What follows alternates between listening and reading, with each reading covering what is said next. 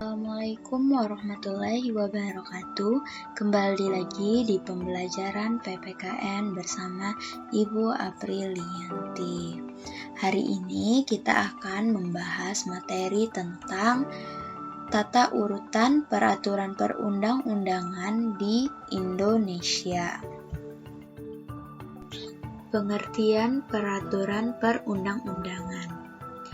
Negara Indonesia adalah negara hukum sebagaimana dinyatakan dalam Undang-Undang Negara Republik Indonesia tahun 1945 pasal 1 ayat 3 yang mengandung arti bahwa kehidupan bermasyarakat, berbangsa dan bernegara harus didasarkan pada hukum yang berlaku dan disesuaikan dengan sistem hukum nasional.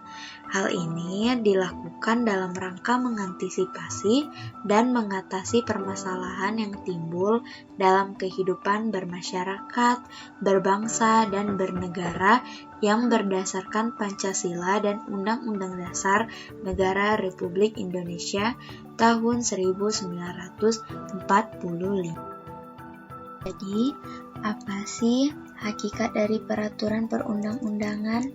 Peraturan perundang-undangan itu sendiri adalah semua peraturan tertulis yang dibentuk dengan cara tertentu oleh pejabat yang berwenang dan dituangkan dalam bentuk tertulis.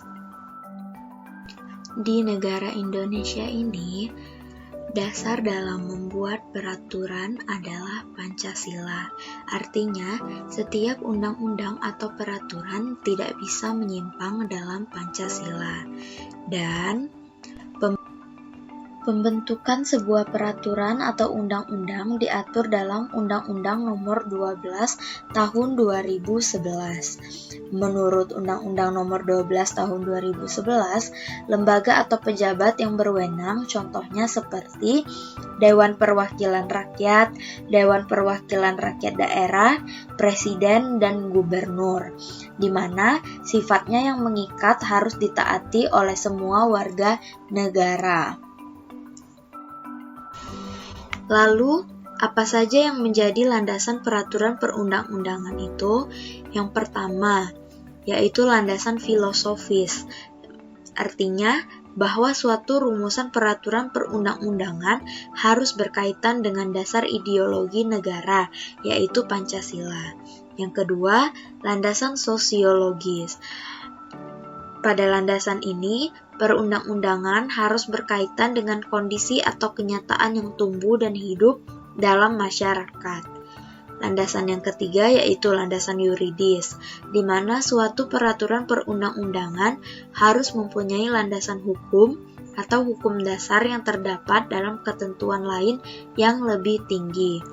Secara formal, kita sudah mengenal berbagai peraturan perundang-undangan di sekitar kita.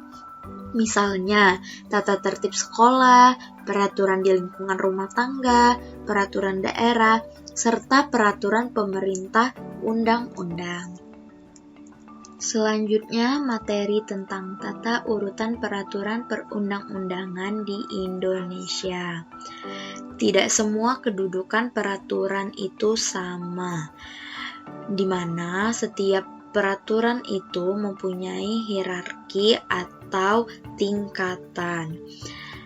Jenis dan hierarki peraturan perundang-undangan di Indonesia sesuai pasal 7 Undang-Undang Nomor 12 Tahun 2011 tentang pembentukan peraturan perundang-undangan. Yang pertama ada Undang-Undang Dasar Negara Republik Indonesia tahun 1945.